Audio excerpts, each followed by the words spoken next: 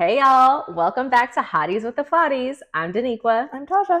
And today we're back with part two Yes. of Cinder by Marissa Meyer. We've already done part one of the first book, so if you haven't seen that, please check it out. It is very riveting. Very, very riveting. Oh my gosh, I'm excited so for us to continue. yes. Before we get into it, we want to, of course, have our usual disclaimer. Listening to us is not the same thing as reading the book yourself. So we encourage everyone to get out there and do that either before or after you watch this video or listen to this to enhance your overall experience with the story. So we'll just be summarizing and giving our thoughts as we do that. Just keep in mind, it's always easier to criticize than it is to create. Yes. Just go ahead and read the book. It's really, really good. Yes, it is really good. It's been very entertaining. Yes. Oh my gosh. Okay. So we are getting into part two of the book. Oh, sorry. Well, yes. Part two of the book, it is the end. We just finished book two. The book is broken out into 4 books. So we're halfway through the book. We are halfway through. We left off, Kai was meeting Queen Levana. And he was like, wow. She's so beautiful. I almost feel compelled to like her. Yes, but he's able to resist just a little bit before she let go of her control. And Cinder has fled the palace because the maniacal doctor man was like, you have to go. Yes, yeah. And he revealed that she is lunar, and if Levana sees her, she's also a shell. So if Levana sees her, she's done for. Did y'all see that coming, by the way, that she was part lunar? And as a reminder, a shell is a lunar person who does not have powers, and usually they are killed upon birth. Yes, correct. Some lunars escape Luna, the moon colony. Well, it's not a colony anymore. It's a kingdom. The whole planet is a kingdom. The whole moon. I don't know. A queendom. A queendom. And people will escape with their shell children sometimes. Some of them just give up their kids to be murdered. Wow. So we also found out with the plague that's going around. Yes. Because you mentioned before how it was popping up in random areas and we couldn't understand how it was spreading in that way. Right. But lunars are the carriers. They are immune to the disease itself, but they do unfortunately carry it back to Earth. And so as they're escaping. Once they get here, yeah. So there's like lunars evolved from Earth people who were on a moon colony, and I guess along with that evolution, they got like crazy diseases too. So that's unfortunate. So yeah. All right, that's where we are. Let's see where we're headed. So we open up on book 3 with Cinder working in her little workshop in the basement. It is feeling real tense in that apartment right now. So she's just happy to not be there. Peony is still alive. Yes. Okay. Peony is in stage 3 of the disease. Okay. Yes. So Cinder has also been working on the car at night, as we learned in the last part. She pulls out the android that Prince Kai, technically Emperor Kai now, he hasn't been coronated yet, but his dad died. So yes. And Levana suspiciously knew about that immediately, which is crazy. So Cinder starts working on Kai's android. She's checking out some wires, like cleaning off fans and components. Nothing she does is really working. The android won't even turn on. Like, she can't really figure out what's going on. At this point, Eco comes down into the workshop. She was instructed to be cleaning by Adri, Cinder's stepmother. But then she started hearing Adri crying in the bathroom. And that made her feel useless. And we learned that that is the worst thing an android can feel. They're not supposed to feel useless. Sorry, rewinding back to Kai's android. Yes. I feel as though, and I forgot to mention it before, something's going on with that. Like, whatever is wrong with that android feels intentional. Okay. And I don't know who would have done it, but if this is an android that he consults for whatever reason or protects him in any for whatever reason, if there's someone in his life who does not want him protected or having certain knowledge, it would be in their best interest to shut that android off. Yeah, so that's fair. That is fair. So Eco's there. She's trying to help Cinder figure out what's wrong with Kai's android. They can't figure it out, and Cinder is about to like plug the android into her own head.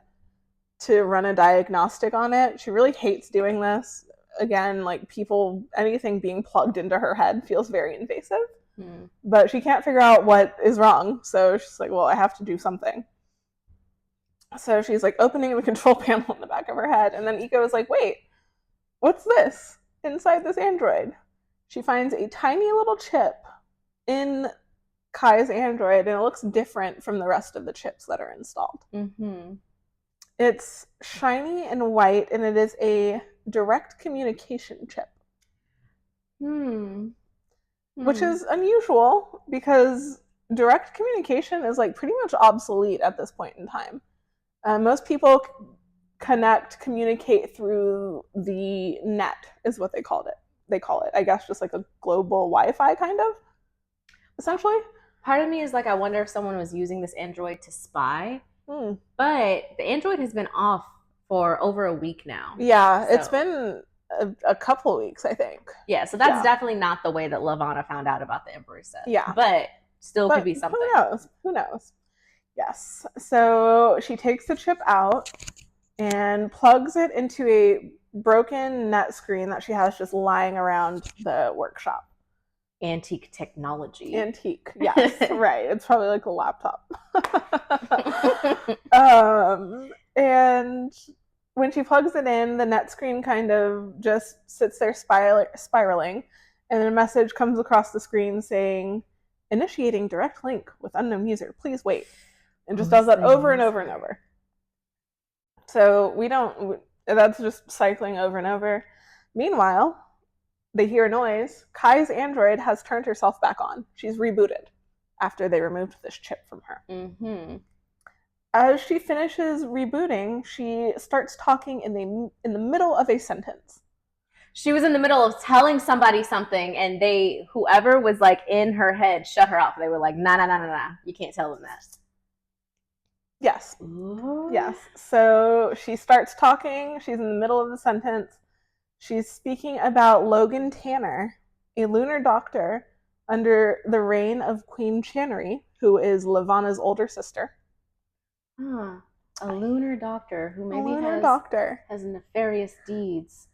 Well, goodness. This doctor allegedly brought Princess Celine to Earth a few months after her alleged death. Yeah. That would mean that he would know what she looks like and who she is, probably.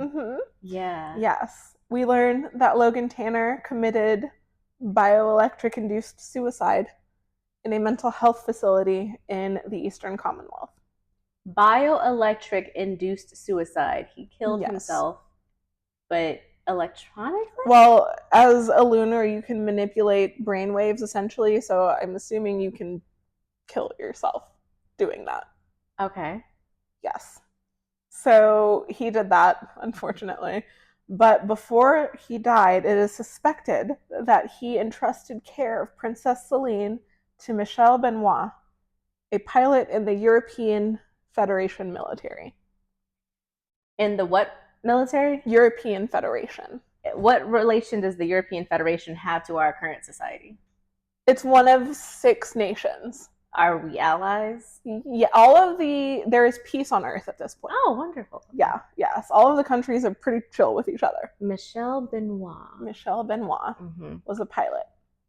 So at this point, I don't know why, but at this point, Cinder tells Nancy to stop talking. No, we need to hear this. I need to know more. Yes. So she tells her to stop and asks her about the direct communication chip. Nancy tells her, I am unaware of any chip that was installed. I don't know and she's also like, who are you? Why am I? Where am I? Well, she knows where she is because she has GPS. Apparently, she's like, why am I in the 79th district of New Beijing? I'm not in the palace. What's going on? So Nancy has been out, I think it said for 15 days. I think that maybe 12, something like that. 2-ish weeks. Yeah, roughly 2 weeks. Cinder tells her, hey, you might want to download some news feeds because a lot has happened. Yes. The Emperor, Levana. Yes. And she's going to take Nancy. I keep wanting to say Nancy. Yeah, Nancy. Back, and again, I don't know how this is pronounced. I don't listen to audiobooks really.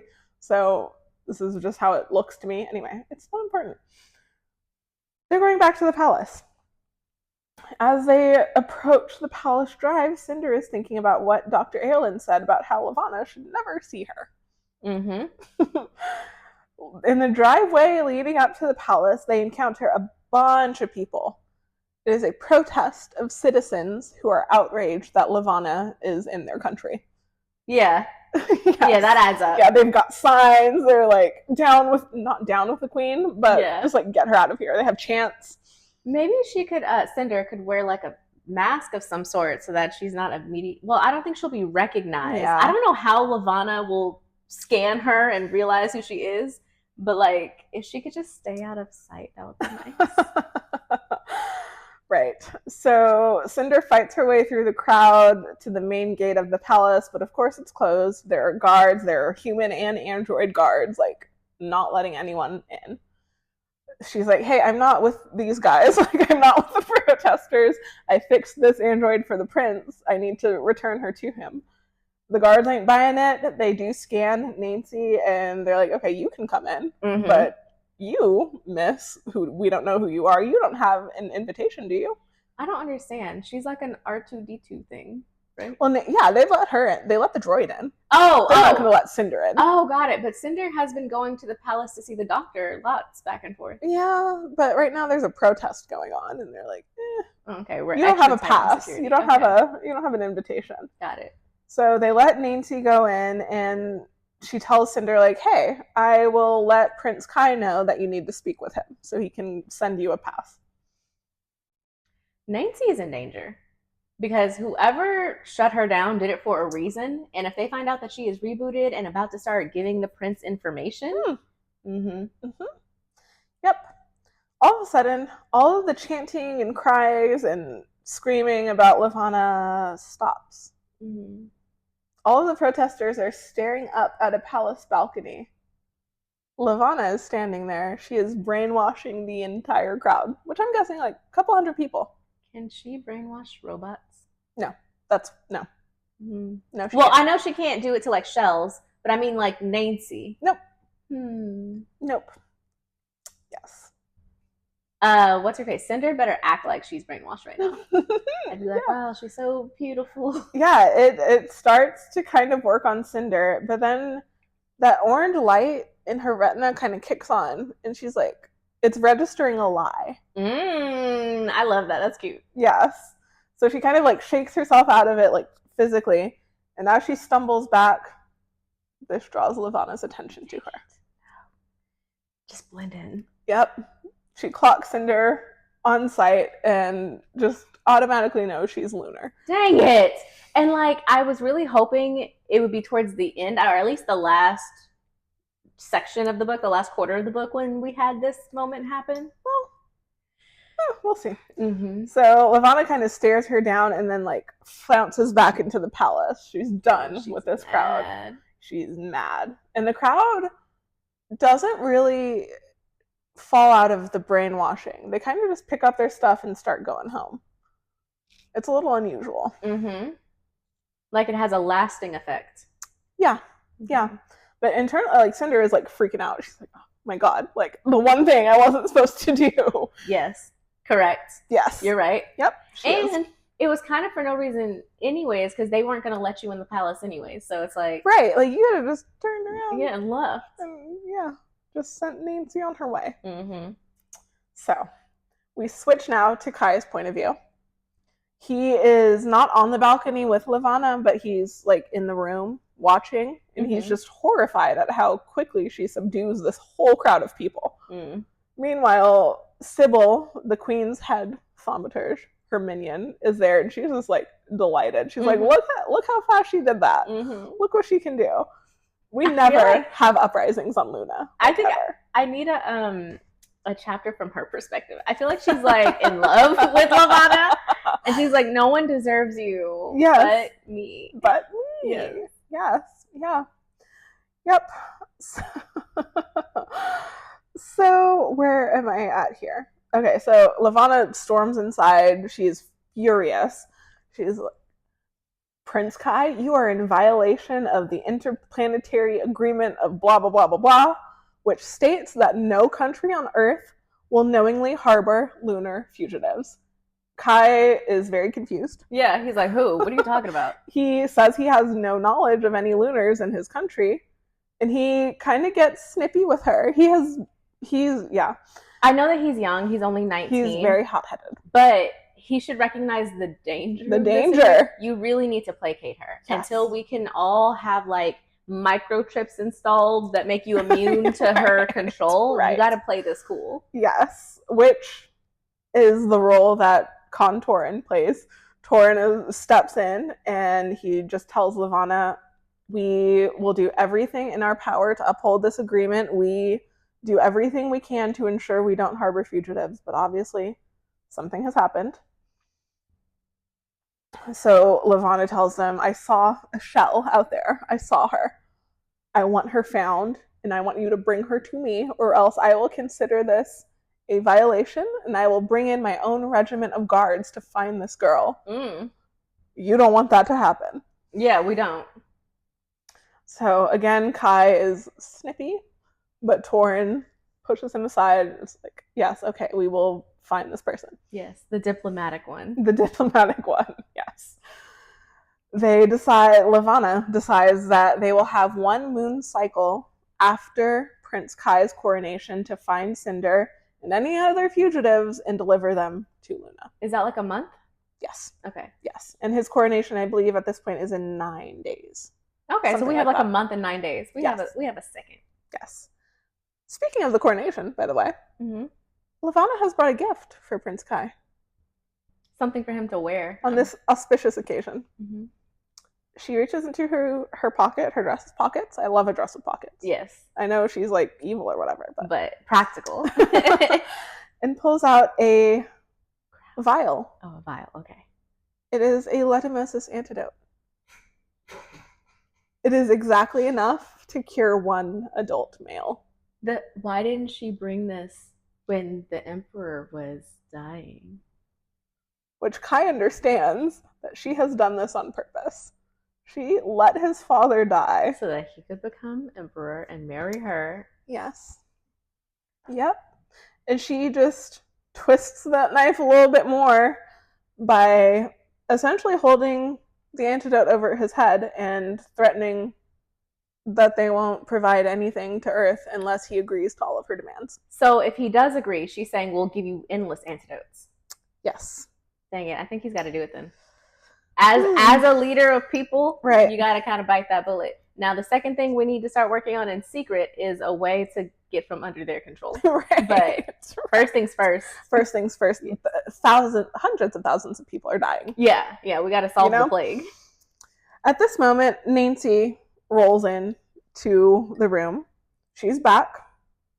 Levana hates androids, obviously. They can't be controlled.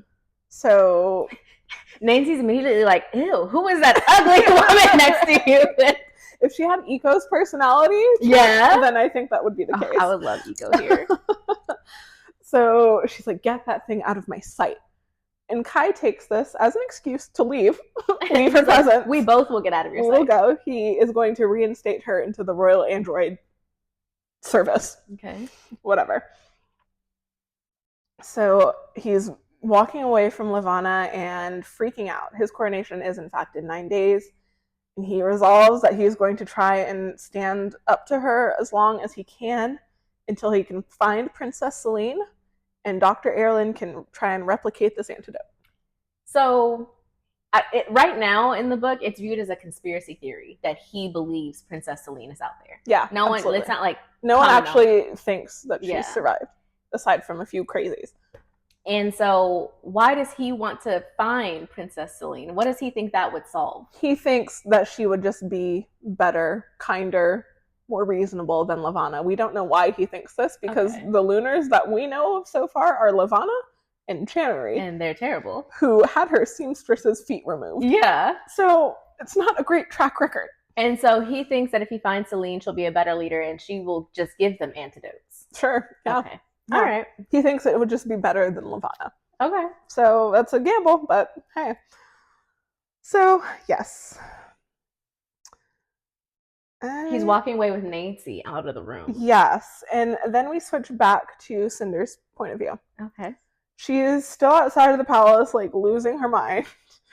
She also is like, wait, but I felt Levana's brainwashing almost work on me. How does that work if I'm a shell? Mm-hmm. Like Dr. Erlin said. The gates open up and an android comes out. It's not Nancy, but it's a different android, and says that Prince Kai has summoned Cinder, basically. He wants to talk to her. Probably about Nancy. Yes. Yes. So she meets up with him at the entrance to the research lab, and he just wanted to thank her personally for fixing his android. This is how you could thank me. Yes. You're welcome. I provided a paid service. Right. Yes. To his credit, he did offer in the first part of the book, he offered, of course, to pay her. But she's like, oh no, it would be my honor. She's ridiculous. No. Yes, yes. Yep. So as they're walking down to the research wing, they talk about what is wrong with Nancy. He wants to know what happened. Mm-hmm. She tells him about the chip, and Kai is very surprised and scared. Yeah, he's like, who did that to my android? Yes, and he's concerned about what information the person might have gotten from his droid. Yes. So Cinder tells him, well, actually, when I woke her up, when she rebooted, she was in the middle of talking about Princess Celine. Like, I know you looking for her. Something I'm appreciating about this book is that we're not doing that trope of like people waiting too long to communicate yes. information. I really can't stand that. Like, get it out. Like, tell them now. Right. So I like that. Yes. And again, another instance, Cinder tells him what the chip looked like. It didn't look like the other chips. And instantly he knows that it's lunar because their ship that Levana arrived in was made of similar material. Like, it was white and shiny. So that would have to mean that a lunar person had access to your android within the past 2 weeks. Immediately assumes it was Sybil. Yeah. Yes. Yeah. So, yep. They get in the elevator. Kai is telling her about how Levana accuses them of hiding fugitives from Luna. He's like, isn't that ridiculous? Isn't that crazy? I don't even know where we would find someone like that. Yeah, and she's like, wow, that's wild. Who could it be? Lunars on Earth? That's crazy. Then Kai asks her again to go to the ball with him. Oh my gosh. I was actually going to bring it up. I was like, are we still having the ball? Because he has the coronation, again, his father's funeral, and then 39-ish days to like this. To be honest with you, I don't think we ever see Emperor Recon's funeral. That's weird. I don't think that happens. Okay. So is the ball after the coronation? Yes. Okay. It's the same day, but it happens after. Okay. Yes. Which isn't because the festival and the ball happens every year, but this year they have a coronation to do. They decided, let's just wedge it all together. It saves money on us throwing all these parties. Yes. So he asks her to go to the ball. She declines, and he's like, but why though? So she's just like, oh, I can't tell him I'm a cyborg. Like, he's just going to be disgusted. Her reasoning is that he would never want to be seen with a cyborg. But also, that's the day she plans on leaving. She doesn't want to tell him this either because she would again have to explain why she's leaving. Yeah. She's a cyborg. So she's just like, I can't go because my sister, I don't feel right going without Peony. She's sick with leishmaniasis. And he's got the one vial that can save one person. Yes. So she asks if by some miracle her sister might survive. Will Kai dance with her at the ball? He's like, of course, I will do that. She's asking him, will you dance with me? Will you dance with Peony? Because Peony would love to just like meet the prince and dance with him. I don't know about that part. I don't know about that part. It's giving that one season of Bridgerton. The one I really like, but it's got the two sisters. Yes. And I'm just like, I just think you need to be honest with your feelings. It's giving Angelica and Eliza Schuyler and Hamilton. Like, just like be honest and upfront with your feelings and don't pawn off the person you want on your sister. Yeah, which she's 14, so like she can't be with the prince. I don't know what the age things are like here. Okay. We're like 16 and 19 is fine, but 14 I don't know how they're doing things in this world. Fair enough. So he agrees. Really sweet, though. Yes, and Kai just starts to confide in her a little bit about how he's scared. He's not going to be a good leader. He's taking on this massive burden. Blah blah blah. How am I going to live up to my father? Like all that stuff. And he asks Cinder, like, what would you do if you could obtain a cure, but it would cost you everything? Oh, because he talked about the marriage. Yes. Because I was like, it's going to cost you what? She already gave it to you. But he means like more cures. For everybody, right? So Cinder says, I guess that's not much of a choice. And he's like, yeah. Are they both in agreement to go for the cure? Is that what they're saying? Yeah. Okay, I was like, or are they both just like, ah? Yes, yes. Okay. But Kai says, yeah, but I guess if my life is going to be ruined, and then he kisses her. That's so sweet. He tries to kiss her, but she is overcome with pain in her head and she collapses. What is up with this? Yeah. It made sense before when the doctor did it. Was like doing something. Yeah, he did something, but in this case. Yeah. Yeah. And it's specifically as he's leaning in to kiss her. Yes. Yes. And then she shuts down? She doesn't shut down this time. It kind of passes quickly and she's able to she's still conscious, but he's helping her to the doctor. He's like, hey, we need to get you checked out. So. I wonder if he's a little self-conscious about it. He's like, okay, no girl's ever done that before. It's never hurt them. Yeah. Yeah. Makes me wonder why and what's been done to her and why specifically whatever happened to her, it doesn't want her to have like intimate relationships with someone. Yeah. Yes. So he takes her, he insists on taking her to Dr. Ireland, even though she wasn't there to see Dr. Ireland specifically, but he's like, hey, we need to like, that's my palace doctor. He's the one I trust. Yes.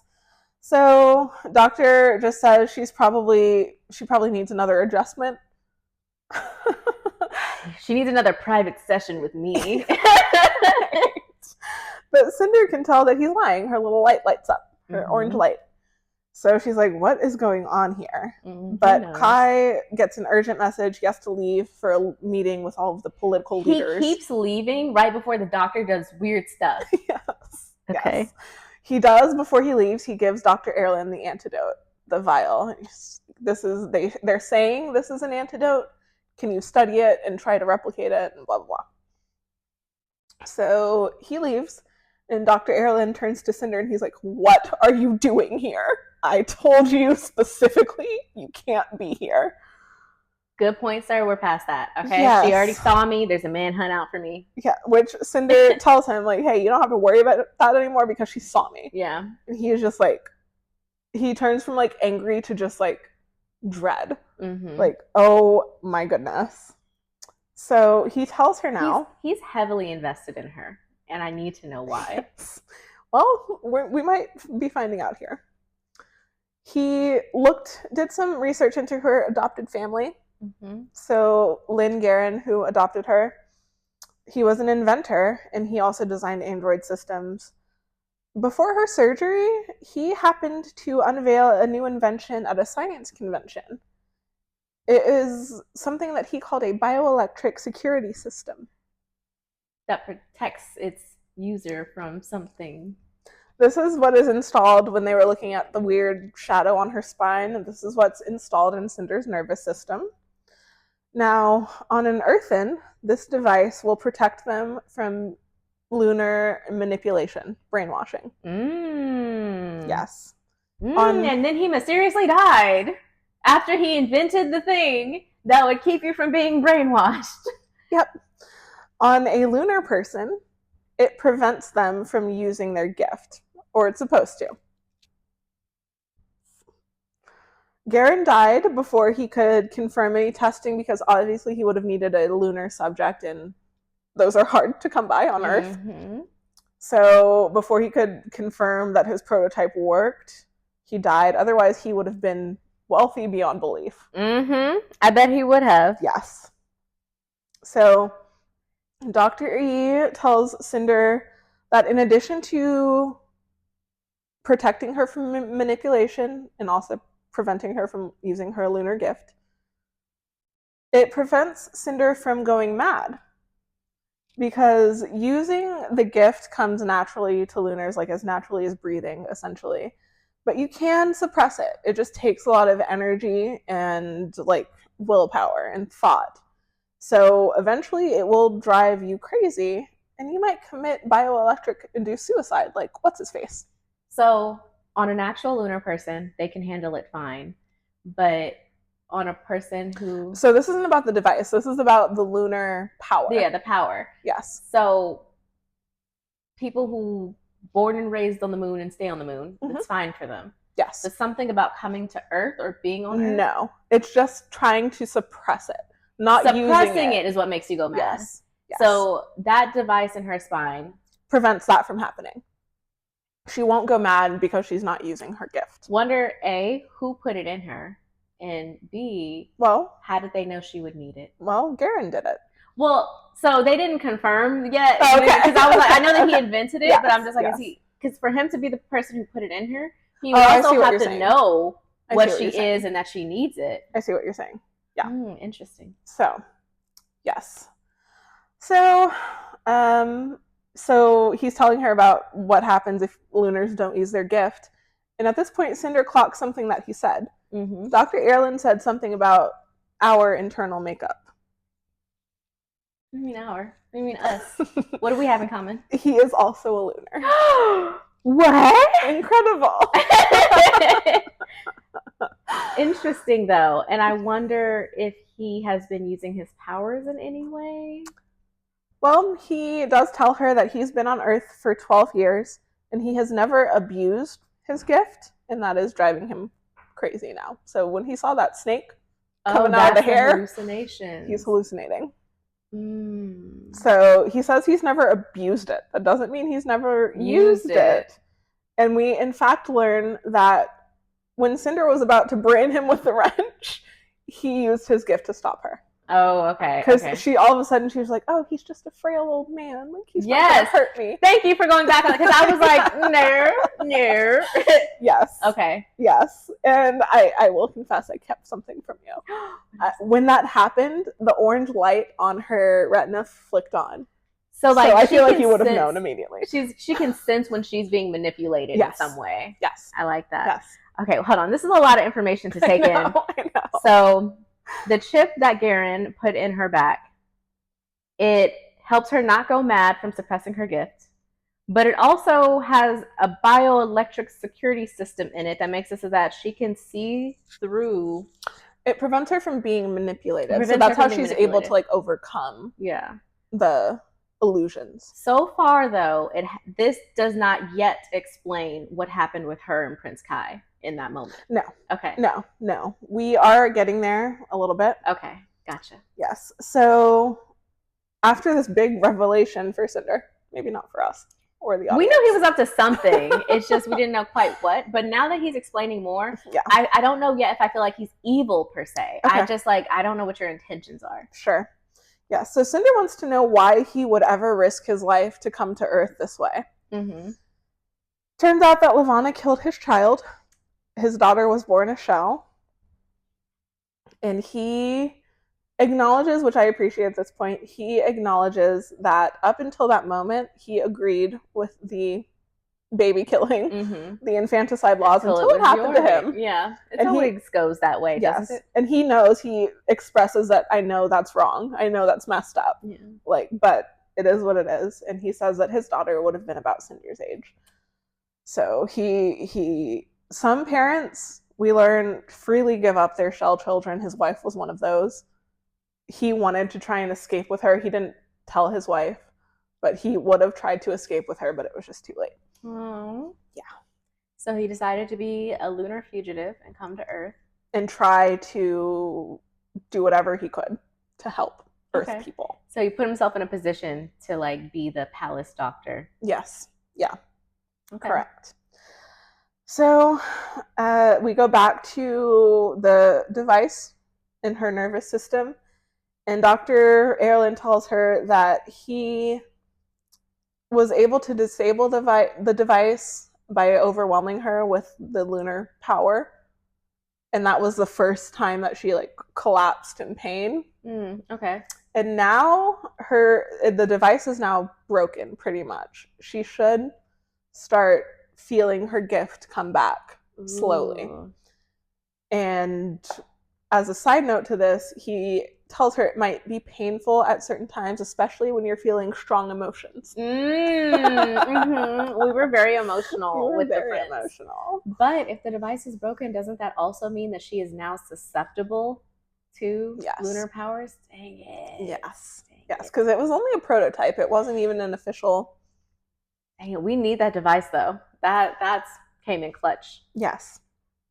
So they get interrupted because Cinder receives a comm that Peony has entered the final stage of letumosis.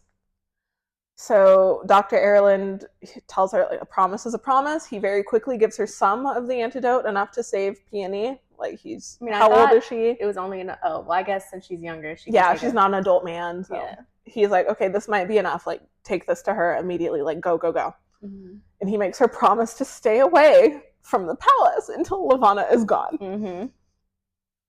So at this point, we switch back to Kai's point of view. He is in a meeting with all of the other Earthen leaders. So now we get to learn a little bit about the political structure of Earth in this universe.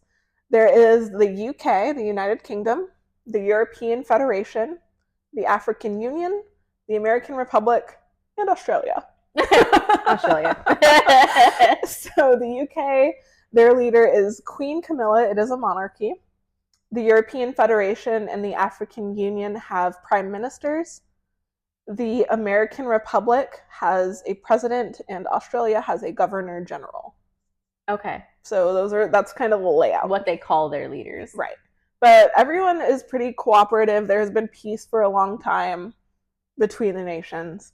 And right now, they are talking about what to do about Queen Levana. Mm-hmm. And the gist of it is that all of the other countries are like, we need to placate her before she launches a full-on war on the entire planet. So Kai, what are you going to do? Yeah, if you could, marry her, that would be cool. Yes. Torin is by his side, and he reiterates that at this point, the Commonwealth's position on this matter is unchanged. He's trying to support his friends. He is trying. I wonder why she wants to specifically marry Kai. Well, it's kind of, we learn at this point that it's kind of her only option, because there are only 2 monarchies, so she would immediately become empress when she marries him. There are only 2 monarchies, the United Kingdom and then the Eastern Commonwealth. Everything else is a republic of some sort. So they don't have monarchs. She wouldn't gain power by marrying one of their leaders.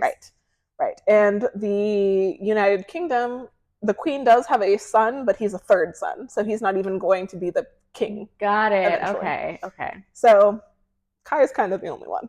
Well, then, second follow-up, I wonder why she wants power over Earth people specifically. Like, why isn't it enough that you have an entire moon to yourself?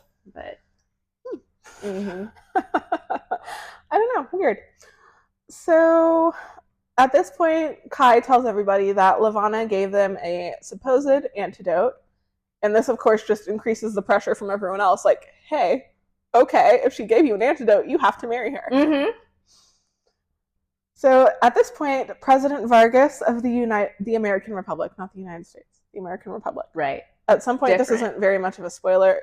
I believe it's the entire, American continent. So North America, Central America, South America. I think it's everything. Yeah.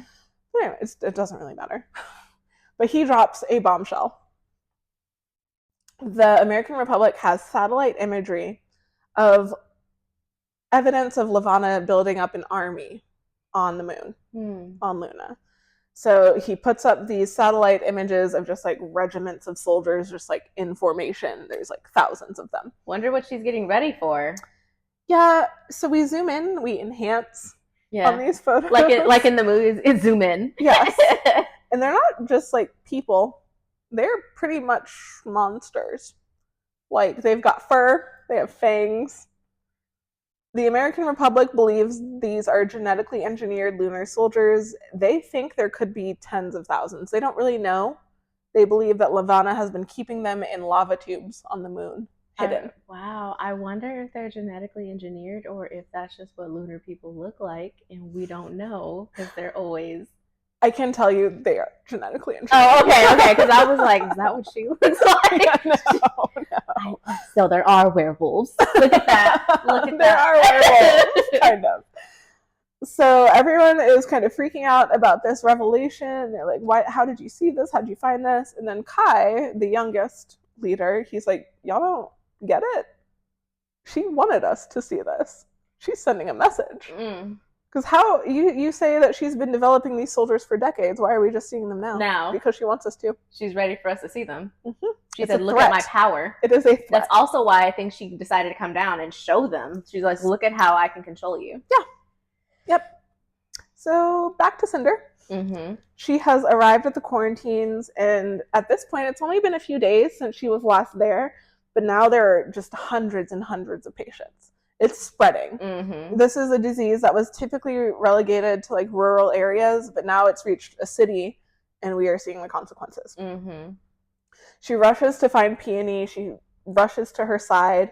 Peony is like barely hanging on, barely there. She looks up at Cinder and she asks for her mother. And Cinder's like, "Look, I found an antidote for you. I found it. Like, you're going to get better." She dies. No! I was literally sitting here like, we're about to say Peony. We're going to say Peony. You have the antidote. Go ahead, give it to her. She is literally seconds too late. She dies in Cinder's arms, basically. Okay. It is very, very sad. Okay. Marissa Meyer, I think that was a bit far. No. I think that was a bit much. Oh, it is. It's a really, really sad. I can imagine. She's like holding her up, trying to give her, and she dies. This is really her only positive, living familial connection. Yes. Cinder says, "She is my only human friend." Yes. And it's one thing if you were like hours too late, because it's like, oh, right. Okay. Yeah. Seconds? She watches her sister die. Did she already give her the antidote and it just didn't take? Okay, no. So we do still have the antidote. We still have some left. Yes. Okay. Yes. Oh, it's so sad. And again, Cinder can't cry. She just has a throbbing headache at this point from just like the buildup of emotion, but she can't actually like let it out. Oh my gosh. Very sad. And then a medical droid comes by to try and take Peony's ID chip. No, you're not. Cinder will not let her. Correct. Will not let Peony's chip be taken. Correct. So she like smashes the android, like knocks it over, breaks it, and the android sets off some alarms. So intruder alert. Yeah. And Cinder is like, I'm so sorry. And she herself takes Peony's chip. Okay. Because she's like, I can't just let it go God knows where. Yeah. Like, at least I'll have her with me, kind of. Yeah. It's so sad. But as she's fleeing from the quarantine, she spots the baker's son, the one who was told not to play near her, and she gives him the antidote. And she just runs. Oh, I didn't realize he also got sick. Yeah, he's in the quarantines. Oh, yeah, wow. Yes. Right before she leaves, she sees him, and she's like, drink this, and then she goes. Okay. So she is headed back home when she encounters a law enforcement hovercraft. Okay. She's like, act chill, act normal. She's under arrest, not because of the situation of the quarantines, not because she broke the droids and all that, but because her legal guardian has reported an unauthorized disappearance. She said, "You haven't been laboring and producing money." Yes. And the money that I got for giving you up to that trial, that ran out. So. Yes. At this point, we go back to Kai. Mm-hmm. He is now having dinner with Queen Levana. It is very tense and awkward. Mm-hmm. Yep. We get a little bit of exposition here, a discussion about the Fourth World War. Okay. So World War IV, which led to peace between all of the nations. They're discussing this because Sybil is again talking about how amazing the Queen was and how she quelled that rebellion, that protest. She's like, look what our powers can do. There's never been a rebellion on Luna ever. Yeah, because you control everybody. Yes. I've been thinking about it for a minute, but I wonder how a society like that can work if everybody has the powers to like manipulate everyone. And you did mention that her powers are the strongest. Yes. But still, in our everyday lives, if like with my coworkers, with my friends, with my family, if we all had this ability, what does that look like?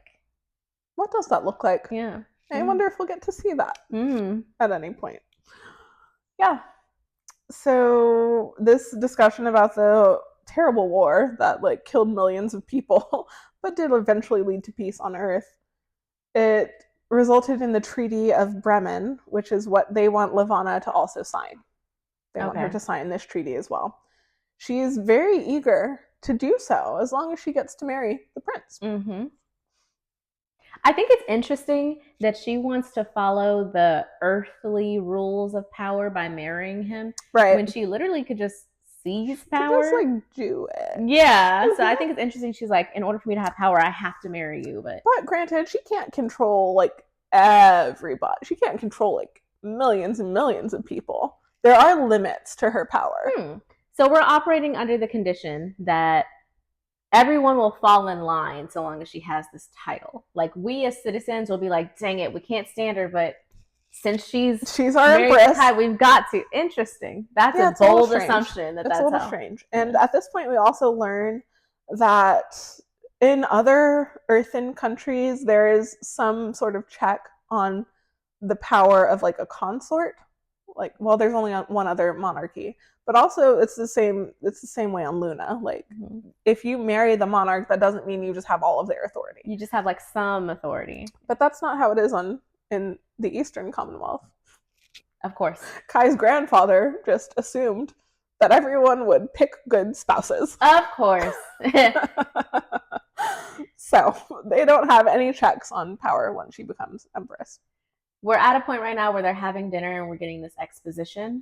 Gonna pause for just a moment because I've had delicious coffee. Yeah. So gonna be right back. Okay. All right.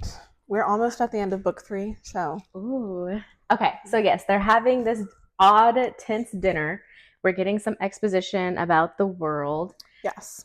I don't know if it's explicitly said, but I do get the feeling as though she is at least 10 years older than him.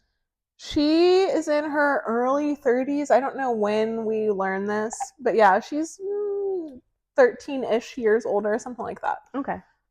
She's older, which I think they bring that up because the queen's son would be more age appropriate to her. But he's a third son. Yeah. He doesn't have the power. She don't want him. So they're having dinner. They have servants like with the domes and the big, like the production of a royal dinner. So they have servants serving everybody, and Levana removes the cloche, I believe it's called, off of her plate, and instead of her entree, it is a mirror on her plate. Oh, that's so shady. Yeah. Whoever was in the back and decided to do that, low-key, you're fired. But also, I stand because that's hilarious. Well, yes, she is, of course, just furious. Who did this? Yes, she orders Sybil to punish the servant that served her. Oh, it probably wasn't even the servant either. It was probably someone else who made the plate. Which is what I think Torrin says, but Sybil is like, well, then this will be an example to that person. Usually, it can be worse when someone else is punished anyway. Oh my gosh. These people are terrible. She no longer has the veil, right? Because since she's in person, she can constantly manipulate people. So if she can, why does the mirror thing matter now? Because she can manipulate how everyone sees her. Well, but it's still like an insult to her. Okay. They know she hates mirrors, and there are those rumors that maybe she's not beautiful. Okay. So it's an insult, and yes, Sybil takes control of the servant's mind, basically. The woman takes a knife from the table. She starts to put it up to her eye. And then Kai is like, wait, it was me. No. I ordered the servants to do this. I meant it as a joke. It was supposed to be funny. He's trying to protect them. He didn't do it. Yes. And he apologizes. So Sybil lets the woman go. But this is like the first real show of what the lunar gift can do. It's scary. And there's that added sprinkle of the like sadisticness of it. Because she wasn't just like, oh, I'm going to make you like walk off a cliff and die. She was like, no, I'm going to make it hurt. Yeah. Yes. But Levana looks at Kai. She accepts his apology and then storms off. But before she goes, she says, I learned something valuable about you tonight. Not loving that. Not loving that. After she leaves with her entourage, Torin and Kai pick up the mirror, and they realize it is made of that same material, that shiny white material. Like the chip and like the spaceship. It's lunar. So a lunar person might have done this. They realized that this was a setup. They wanted to see what he would do.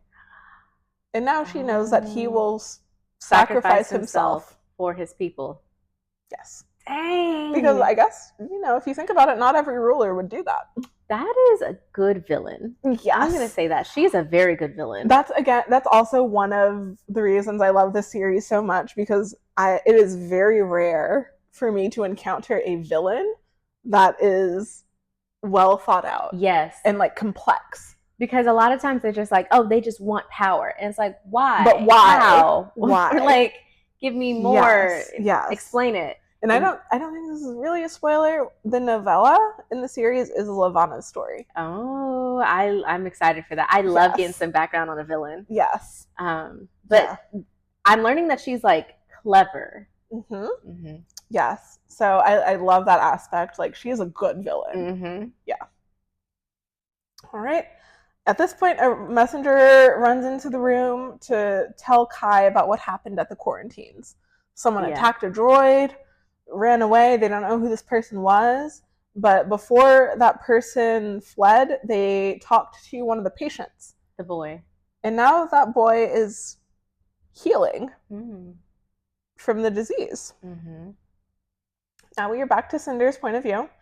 She is back at her apartment, and because, again, she got arrested because her guardian reported her as missing. Yeah. Adri was tracking her from her ID chip. It's also a tracking device. Spoiler. So she knows that Cinder has been going to the palace. Cinder's like, well, I was protesting. Like, mind your business. Interesting. She can track you through your ID chip. If only we had another ID chip and could, I don't know. Mm-hmm. She also knows that Cinder took money, 600 univs. That's the currency. Univs. She took 600 creditoids. Yep, to pay for her new foot. Mm-hmm. Yep. She was like, how dare you think that you can better yourself on my watch? Exactly. She knows this because she went through Eco's memory, basically. Okay. So she sees everything that they've been up to. And as punishment for stealing money from Adri. The money that she labored for. That she earned. Yeah. Correct. She's not going to let Cinder go to the ball. How are you going to not let me? I guess by having me arrested. I guess that's what you can do. Yes. All right, fine. Yep. And also she's going to take Cinder's foot. You're just going to take the foot? She's going to take the foot. She's like, I paid for it with my money. It was my money that you paid for it. So now she's going to have to wear that, but that was too small. Oh, she doesn't have that foot anymore. She told Eco to throw it away. Oh, I wouldn't have done that. I would have kept it as a spare. Yeah. Yes. So she sends Cinder to her room, and in a final blow, Cinder realizes that Adri has also sold Eco off for parts. No, has she already been disassembled? She's been disassembled. There's like a tread on her bed. There's like a mangled arm. And her personality chip. That's all that's left. Break me while reading it. Yeah. Like, killing people is one thing. Don't kill the droid. Don't kill the droid. Like, those movies like iRobot and Chippy and Chappie and all that. Yes. This would break me. Yeah. Yep. Yes. So her personality trip too. That's what we loved most about her. Well, it's on the bed, but so we can just put that in another robot, maybe. I don't know. I don't know how it works. Yeah. This is the part of the book where I would really. I mean, yes, peonies, that too, but like, but also Eco. Yes. So that is the end of book 3. We are in the last chunk of it. Final chunk. Do y'all have any predictions of how this is all going to wrap up? Do you have any thoughts that you want to get into before we get into it? Okay. So I was still thinking, like, again, the foot thing has to connect to Cinderella in some way. Okay. So I still think that is going to connect at some point. Okay. I don't think it's going to be that big of a deal when the prince finds out that she's what are we calling cyborg. it? A cyborg. Okay. I don't think it'll be that big of a deal. And she might realize that she was a little silly for, like, trying to keep it a secret. Sure. I still don't 100% know what the doctor's role in all of this is and Okay. whether or not, well, I guess since he explained his background, that does make me lean more towards that he's not a villain. But he for sure continually keeps having information that he's not He's not disseminating sharing. properly. Yes. Yes. I want to know more about Lavana and why she wants to like have all this power. Okay. So okay. That's where I am. I don't have any Okay. specific predictions of how we're gonna wrap this one up. Yeah. Well, except for the prediction I've had for a minute. Yeah. Okay. What do y'all think that prediction is? Mhm. Let us know. Okay. So, end of book 3, beginning of book 4. It's a few days later. We don't get we kind of get an exact count because today is like the culmination of the festival. Mhm. So Cinder is at her market booth. She would be busy today. People keep coming up to her with like broken port screens and all kinds of things, but she's not taking new customers because she is planning to leave today. Yes, 100%. She's Yes. like, this is a front.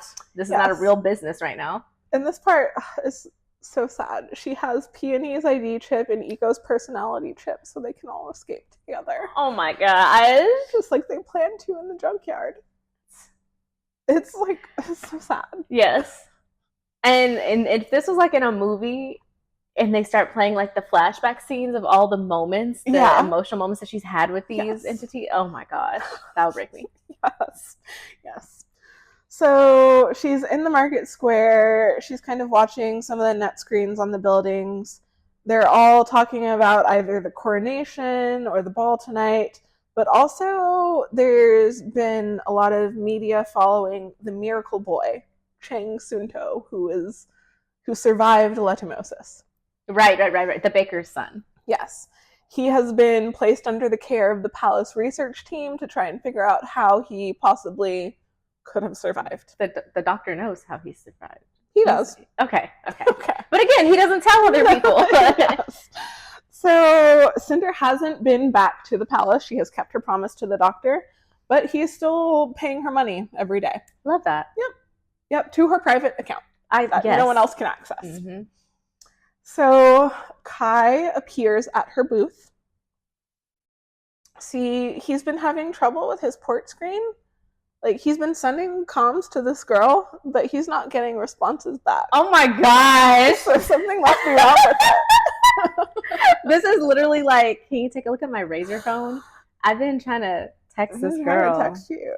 And she hasn't been. I'm not getting like texts, but only from her. Yeah. So it's weird. So what's up with that? And I'm trying to like riz her up. Yes, he literally is, yes. He has also brought her a gift. We don't know what it is yet. It's a white box, gift wrapped. Is it like this big? Yeah. Uh-huh. Yeah. Uh-huh. She tells him, like, no, I can't take this from you. She's starting to get on my nerves with this. She didn't take his money. Now she doesn't want to take his gifts. Yes. Do you think it'll break him? You think economically this is the make or break for the prince? His summer job, like he saved up? No. Girl, if you don't take it. So internally, the reason that she's trying to like reject him is because she knows he would never accept her as a cyborg. Well, let's find out. And then if he doesn't, you can still leave. Yes. Yes. So she just tells him, she's like, I haven't been talking to you because like I don't want to go to the ball with you. She tries to do the go away, get to protect him. Yes. I'm bad news. And he's very disappointed. He asks if she will you go to lunch with me? And she declines this because she doesn't have her foot. Oh, so right now she's still sitting down. She hasn't like stood up or anything. So she can't let him know. So she's like, no, I'm busy, like working. And he's like, okay, well, are you at least gonna watch the coronation tonight? She's like, okay, yes, fine, I'll watch your coronation. And he kind of discloses to her, like, I guess I know this is silly, but I thought maybe if I brought you to the ball, it would change things with Lavana somehow. But I know that's dumb. Like, she doesn't care if I like have feelings for somebody or whatever. You have feelings for me? What are they? What are the feelings? And then he goes further. He tells her, like, even if he could find Princess Celine, like, he's basically run out of time. Dr. Ireland hasn't been able to replicate the antidote because there is an ingredient that can only be found on the moon. But he hasn't even been able to make an antidote from her blood. No. I don't think he's very good at his job. He's so far he's okay, I guess, but like I don't think he's a great doctor. Yep. So Kai tells her, I'm going to announce the alliance, the marriage alliance, tonight at the ball. Unless someone gives me a reason not to. At this point, they are interrupted yet again by Pearl. This time, she's dropping just a bunch of stuff that she's bought for the ball on Cinder's desk. And she's like, here, put this away somewhere clean where it won't get dirty. And then Kai is like, wow, like, you're not even going to say please? She's like, what are you talking? The Prince. Your Majesty. And it was you. Yes. Yes. But he leaves at this point, and Pearl immediately snatches the gift off of the table. What's this? And opens it. I think it's a dress.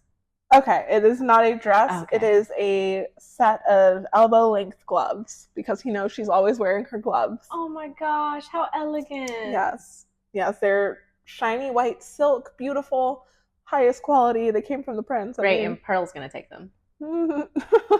I think she should fight her.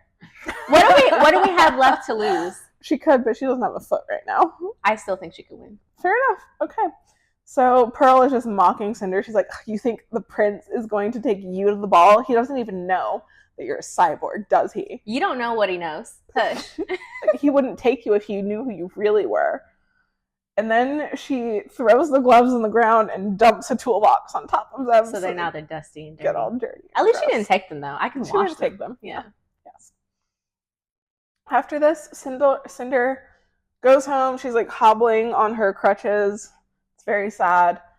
Adrian and Pearl are all dressed up for the ball.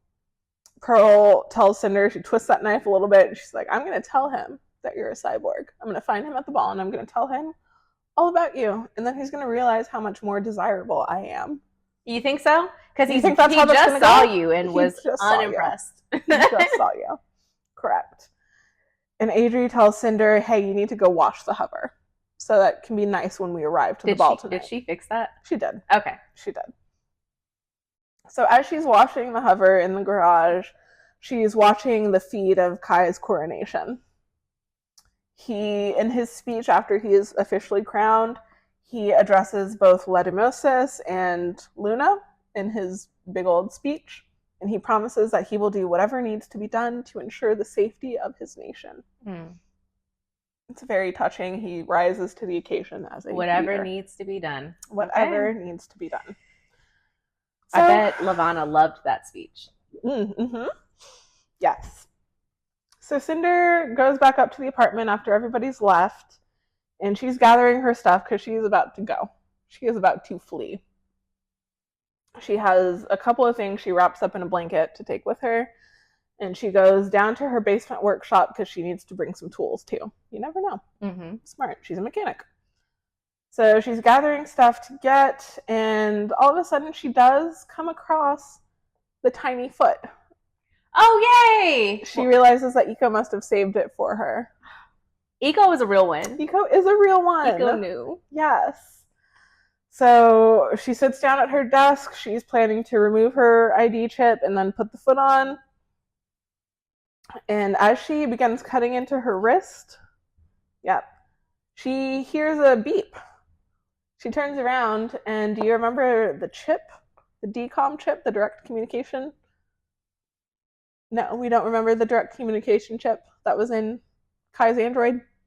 Yes. Oh, you mean the little white... Yes. Yeah, she had installed it into a screen, and it was just kind of spinning, like, initiating link.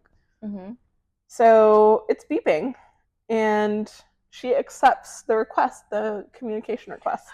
Who is it? She can hear somebody, but she has to fiddle around with some chords before she can see this person. I'm trying to think. And she sees a girl with just crazy tons of hair, blonde hair all around her. Mm-hmm. She doesn't know this girl. Okay. We don't know this girl. Okay. And the girl says, I need to speak to someone from the palace immediately. It is urgent. Cinder gathers from context clues that this girl is lunar. And she's like, wait, are you the one that programmed that communication chip? Because it was installed in an android to spy. Mm-hmm. And the girl, yes, the girl does work for the queen. Mm-hmm. Yes, she has programmed a whole bunch of spyware to put around the palace. That's what Levana has been using to watch everything. That's how she knew the emperor was dead. So it's been in the androids. And in different, in like security cameras and just like all kinds of stuff. Okay, got it. Yes. And she's like, my mistress will kill me if she finds out I'm talking to you. Cinder tells, like, Levana? Like, who? She's like, no, Mistress Sybil. Mistress Sybil will kill me. This girl is essentially a prisoner doing the bidding of Sybil, who does the bidding of the queen. And she just, like, at this point, just kind of, like, breaks down and sobs. She's like, I'm so hungry. Please get me out of here. Yes. And Cinder's like, we don't have time for you to have a mental breakdown right now. You have to snap out of it. Why do you need to talk to someone from the palace? Yeah. So the girl wants to warn Kai that he is in danger. We knew, but what danger is she talking about? I was like, how immediate is it? We knew he was in long-term danger, but... Yes. So after Sybil installed the chip that this girl programmed into the Nancy, the queen now knows everything that android knows. She knows that Kai was researching Princess Celine. She knows that the princess is thought to be alive. She knows about Logan Tanner, who allegedly brought the princess from Luna. She knows about Michelle Benoit, the woman in Europe. And she also knows that Kai wants to make Princess Celine the queen. Okay. So she is planning to kill Kai after they are married and after she's crowned as empress. And she will wage war on the entire planet from her position of power. I feel like we could have seen this coming. Yeah, she's building an army. Yes. So Cinder's like, okay, got it. I gotta go tell the prince about this. Mm-hmm. See you later. And she kind of cuts the girl off in the middle of the girl talking. And she's like, see ya, whatever. She does take the chip with her, just in case she needs to contact this girl again somehow. Wow. Yes. So, she's in her workshop at this moment. I'm trying to think of who this girl might be in the lunar family tree. Okay. Not the niece, but Levana also has a stepdaughter. A stepdaughter. Do we know her name? No. Okay. I'm thinking maybe that the girl is the stepdaughter. Okay. So, she's like, I have to go warn him. I have to go to the ball. Mm-hmm. I have to go to the ball. So she has what? It's just, I have to. I have to now. Put me in a dress. Yes. If you must. She takes Peony's dress that was being made for her. I forgot about Peony's dress. Yes. Did she finish removing her chip? No. Oh, I think we should finish that. Yeah, right? Yeah. Nope, she didn't. And she puts on the dress and the gloves that Kai gave her. They're still all stained and dirty, and she didn't wash them real quick. She did not. Girl, you could put it in the sink and But she's like a mechanic, so she's not. It's okay if it's a little dirty. Yeah. Who said that I can't wear my Converse with my dress? Right. Speaking of Converse, she puts on her old foot. It doesn't fit her. That's why she had to get a new one. It's for an 11-year-old cyborg, but it's going to have to work. Mm-hmm. And then she goes and gets the car that she was going to use to escape.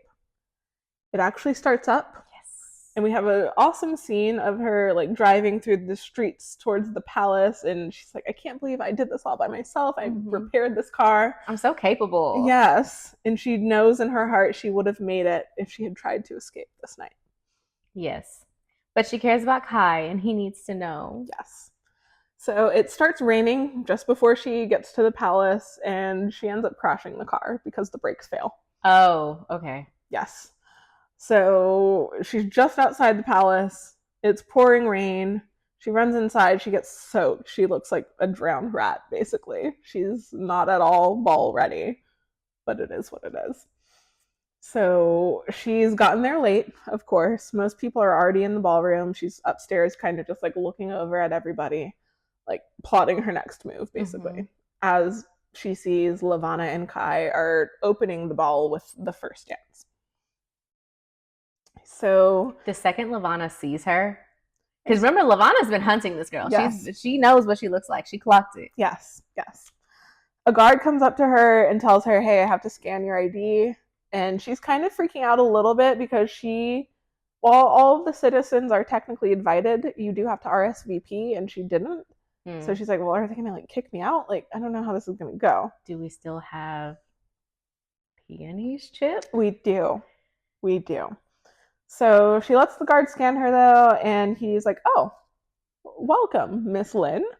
Oh, Kai probably RSVP'd for her. Yes, she's a very special guest of His Imperial Majesty. Oh my gosh. So he tells her, hey, I have to formally announce you.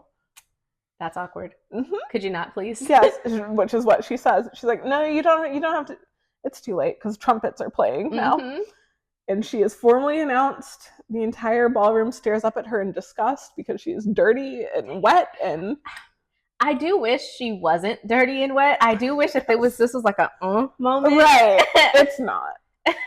Okay. It's not.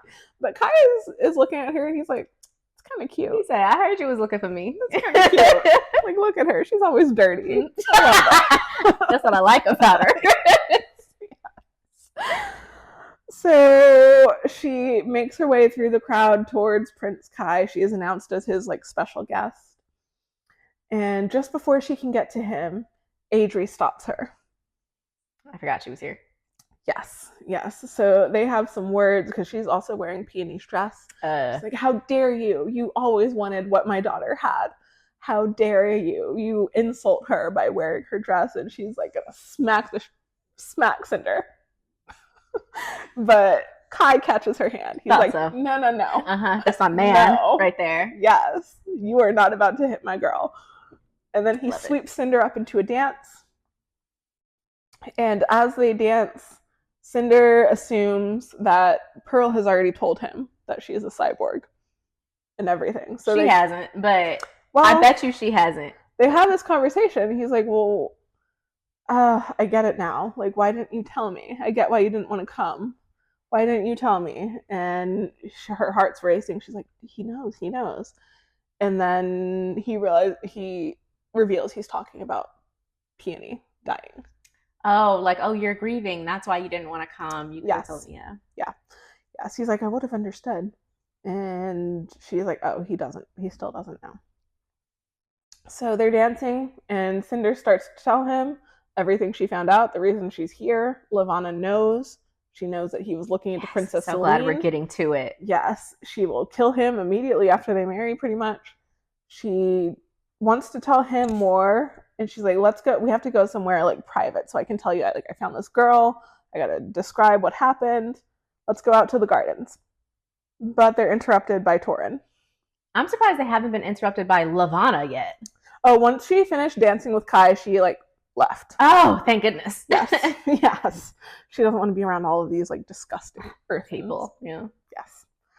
So Torin comes up and he's like, it's time. It's time for you to make your announcement. So he doesn't get to go talk to Cinder right now. He can always decide, no, I'll make it later. He's literally the emperor. Yeah. You can tell them later. Right. But Kai, he's like, okay, all right, we're doing this. Thank you, Cinder. At least I won't be going into this blindly.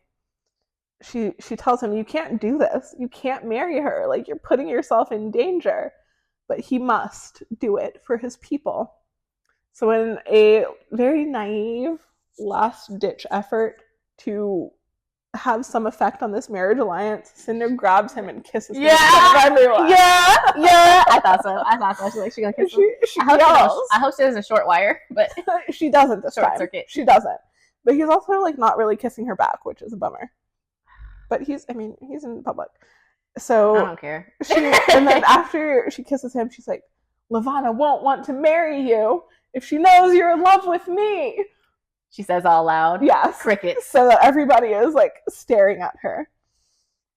Crickets. Oh. And then she hears laughter behind her. Everyone's being controlled. He's being controlled by Levana too. That's why he didn't kiss her back. No. Oh. No, but Levana's here and she's just laughing it up. She's like, girl, I don't care if he likes you. I'm still gonna marry him. It's about power. Yes, yes. Yep. Dang it. So it was him. He decided not to kiss her back. Yeah. I'm not feeling that. I know. Yes. Okay. And then in front of the whole crowd, this is all going down in front of the crowd, she calls out that Cinder is a shell. And she says, I could use you right now as a reason to launch a war. You're in violation of my treaty.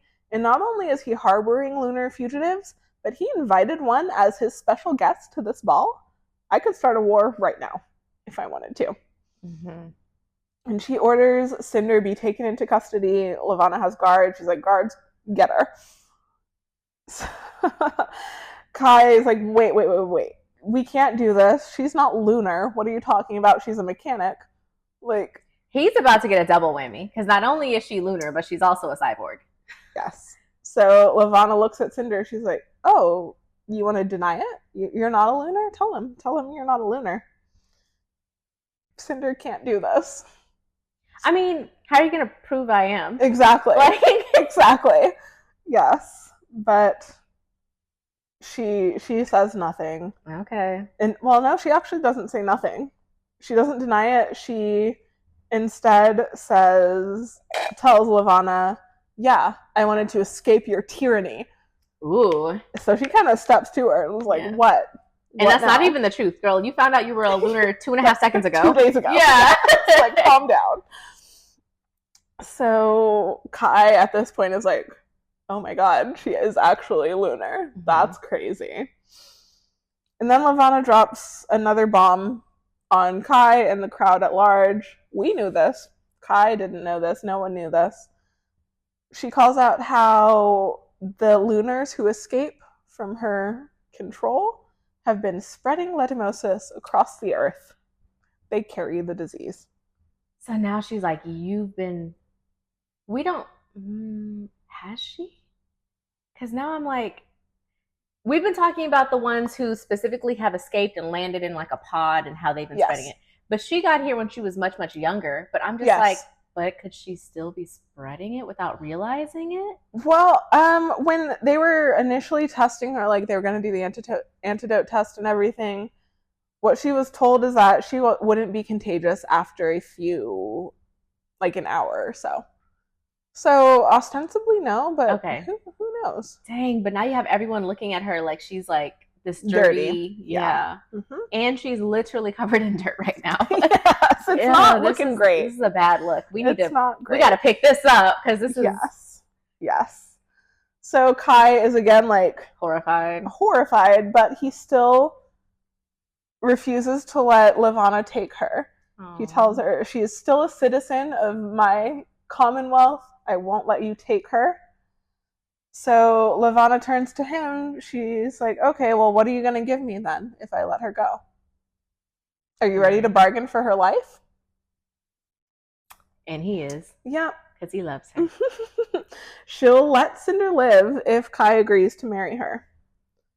Kai refuses. Oh, dang! I was going to say agrees. He refuses.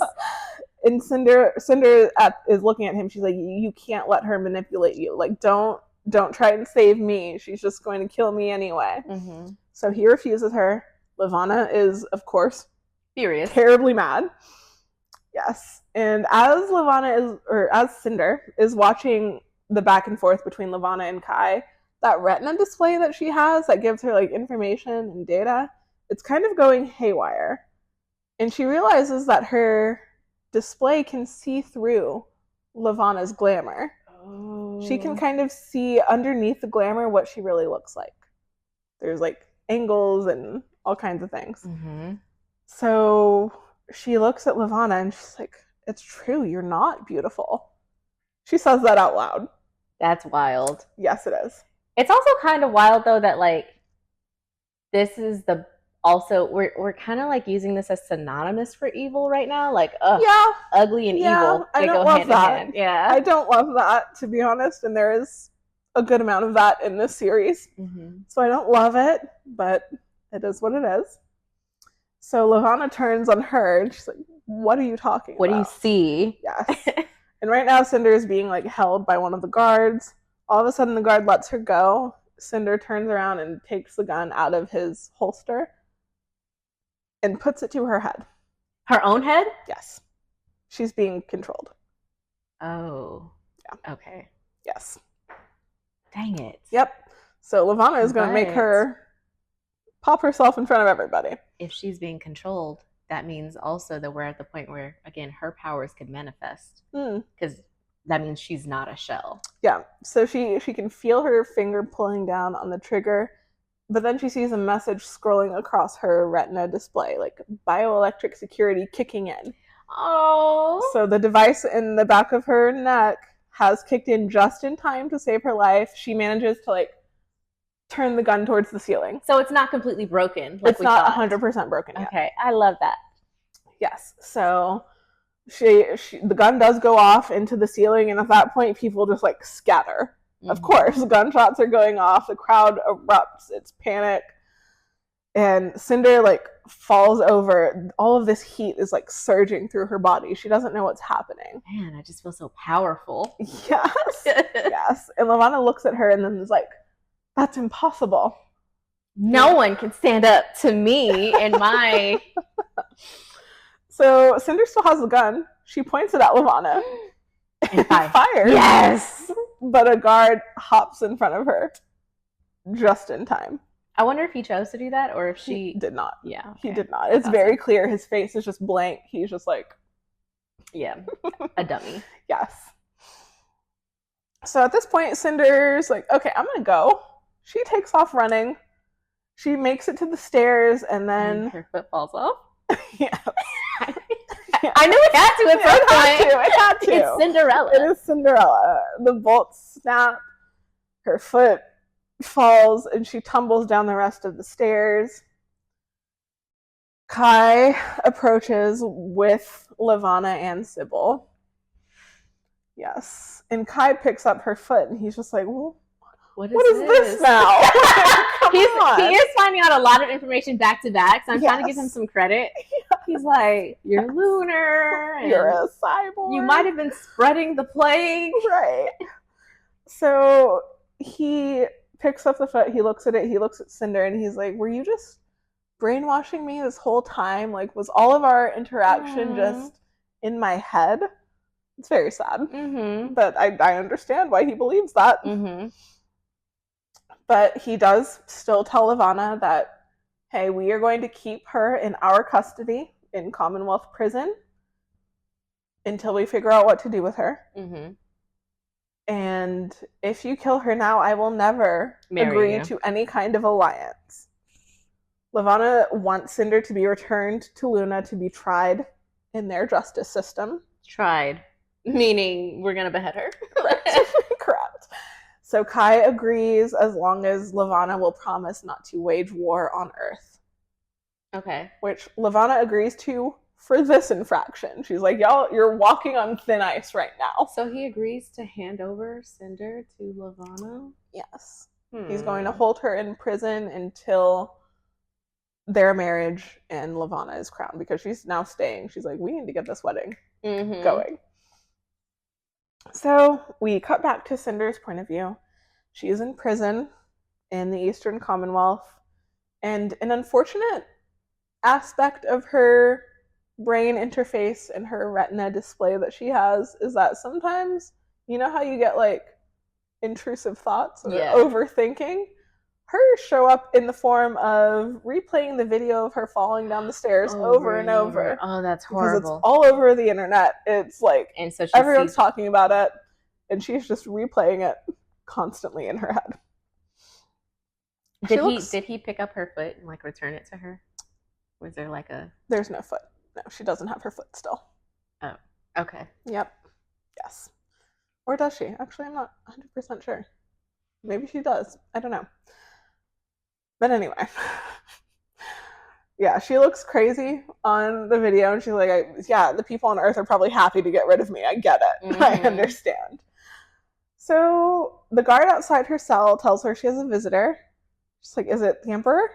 No. The guard is like, no. What are you talking about? It's probably your stepmom to rub it in.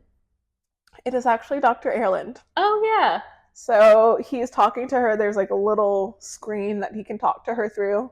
He tells the guard, like, I need to get to her. She's like my prime patient for leishmaniasis research. I need blood from her. Mm-hmm. The guard is like, no, you can't go in there with her. And then Dr. Erland uses his gift and manipulates the guard into letting him into the cell. When he goes inside, he's like a little taken aback when he sees Cinder. And he comments about her glamour. She's not even trying to use it, but apparently she's not controlling it very well. And it is very strong and noticeable. What does the glamour look like? I don't know. Okay. Okay.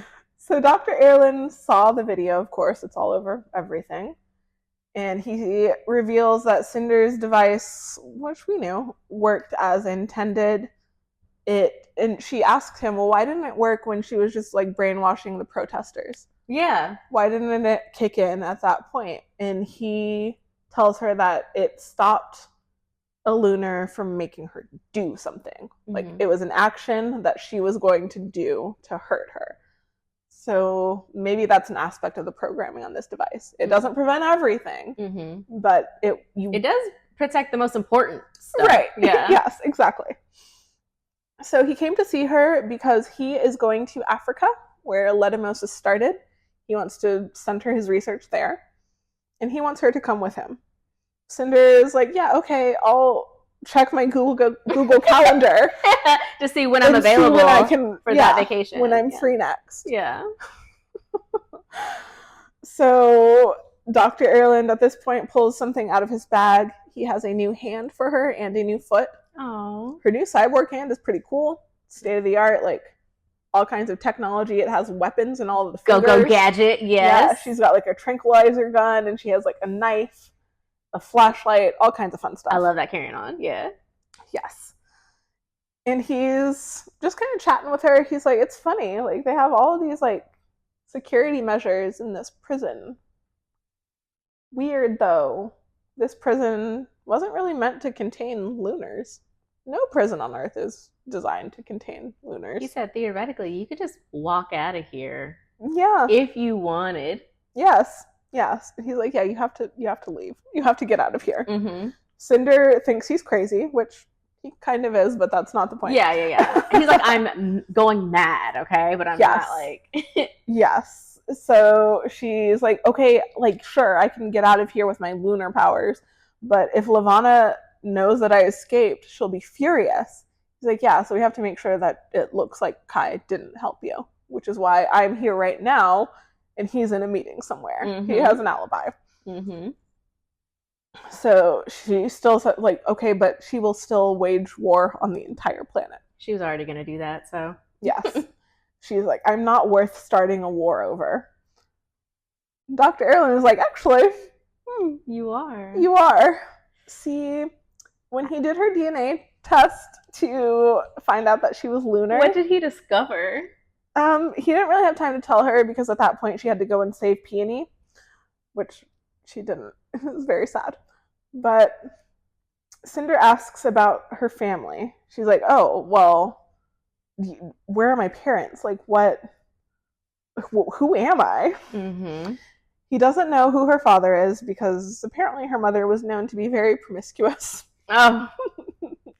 But she does have an aunt. Queen Levana. Oh my gosh! She's the princess. She's Celine? She's Celine. And all those dreams about burning in her nursery. Burning on a bed of hot coals. Yeah. Yes. Cinder looks at him and she's like, we don't have time for your jokes. He is very deeply serious. Yeah. Of course. Yeah. He has been searching for her for years and years.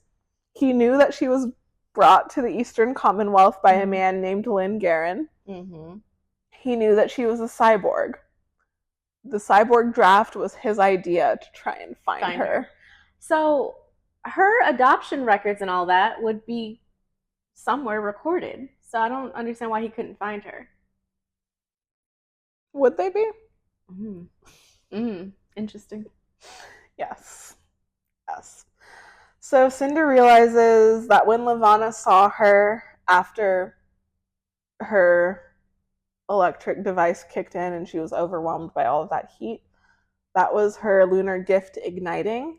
And she realizes that Levana knows who she is, which Dr. Erlin confirms because he says that with her glamour, she looks exactly like her mother, the late Queen Channery. Kai doesn't know any of this. Yeah. He's been kind of oblivious to a lot of things throughout this book. Yes. So, without even trying, she's putting a glamour on herself, and it happens to be the same glamour that her mom used to use. Yes, or she just looks like a more beautiful version of her mother. Interesting, okay. Yes, or what her mother projected to the world. So, of course, Cinder at this point is very overwhelmed. She's like, the doctor starts calling her princess, and she's like, no, stop it. Oh my gosh. Stop. I admire how humble she is, but the way I would have assumed the role almost immediately, actually, you should be bowing right now. I am that girl. Yeah, I've always felt it. I knew something. I knew there was something about me. So Dr. Erlin again tells her, hey, I'm leaving for Africa, like now. You have to escape and find me when you get there. 100%, yeah. Let's go. Yes, and he will help her understand like lunar culture. He will help her make plans to regain her throne. All of that. Okay. And he pieces out. So Cinder is just kind of sitting on this information. She feels sick to her stomach, which is understandable. But she realizes she's the only one that can stop Levana.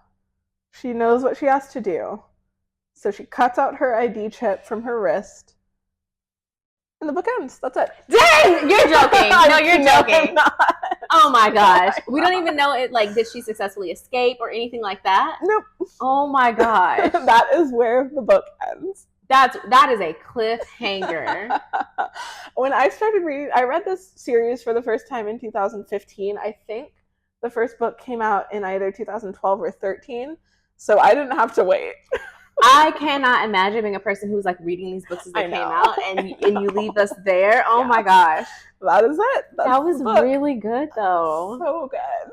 And I like that at the end, in a way, he's kind of her fairy godmother a little bit. Yeah. He was still very stingy with information. Yeah. And I knew something was up with this whole cyborg draft because it just didn't make sense scientifically. Right. It's like how, if it does or doesn't happen to a cyborg, does that mean like a person that doesn't have parts? Exactly. Yeah. But it makes sense that he was using it as a way to try to find her. Yes, but because he knew that Princess Celine was a cyborg. Yes. And he knew that this is where she lives. And so I'm curious. The story goes that guy took her from Lunar, brought her here, rescued her from the nursery fire thing, brought her here, gave her to adoptive parents who got into a car crash.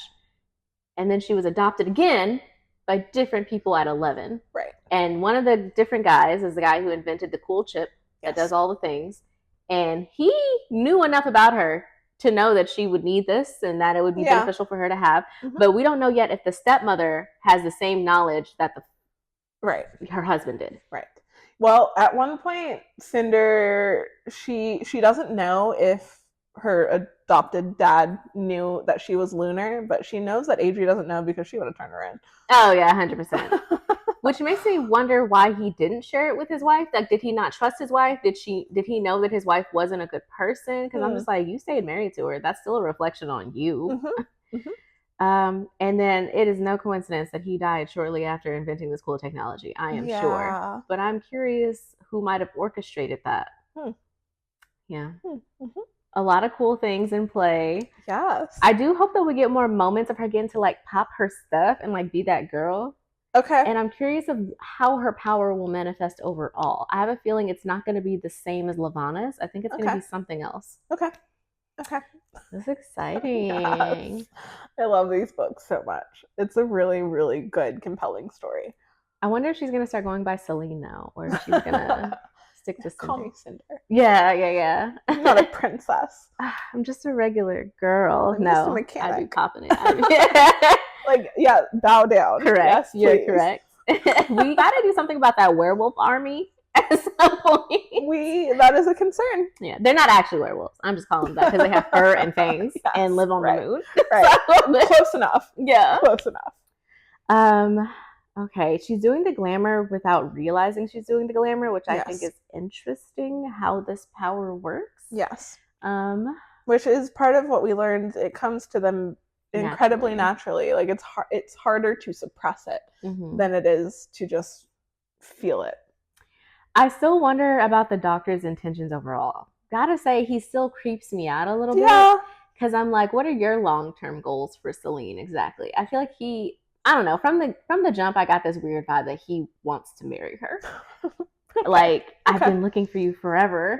You should rule us, and also I'll rule next to you. Like, those sort of weird kind of vibes. Yeah, okay. We'll see, though. Maybe I'm giving him a bad rap for no reason. We'll see. I mean, he didn't come off great for the first, 3/4 of the book. So. Yeah. And I don't think he's that great of a doctor, because you've come up with 0 anecdotes. Yeah. Antidotes. Not anecdotes. Yeah, there we go. It's okay. Okay. Any other predictions I might have? Yeah. I mean, I think the end goal is going to be her and Kai, but I don't know how long it'll take us to reach that. You said there's 4 books, but I'm hoping it doesn't take us 4 books for them to make it together. I'm curious as to why Levana did not simply give the antidote to the Emperor and then marry him. So, okay. I don't know. Yeah. And I wonder what her end goal is. Like, what does she... Okay, you rule everybody. Why? For what? Why does she want that? She's been up on her moon, living life for decades. But now suddenly she wants more power. And I feel like there's a reason for it. She's very clever, and I hope that probably in the novella, the one that's about her, I'm sure that we get more insight into how she became cunning and why she needed to be who she is. Yes. So that'll be very interesting. I also kind of want some more backstory on Cinder / Celine's biological mom as well. Yeah. I think that would be interesting. We really don't get into that until the novella. Dang. Like, we don't get a lot of information about her mother. I think that would be very interesting as well. Yeah. And then I would love to see more of the lunar people and how they interact with each other. Because if we all have the same power and are all constantly using it, what does that look like? Sure. Yeah. It's a fascinating world to dive into. We have a lot to look forward to, and I'm excited. I'm so excited. Thank you for watching, everybody. Yes. We've been hotties with the plotties, and we will catch you in the next one. All right. Bye. Bye. You have reached the voicemail of Taja. And Daniqua. We can't come to the phone right now. But if you like, comment, subscribe, and click another episode, we'll be with you shortly.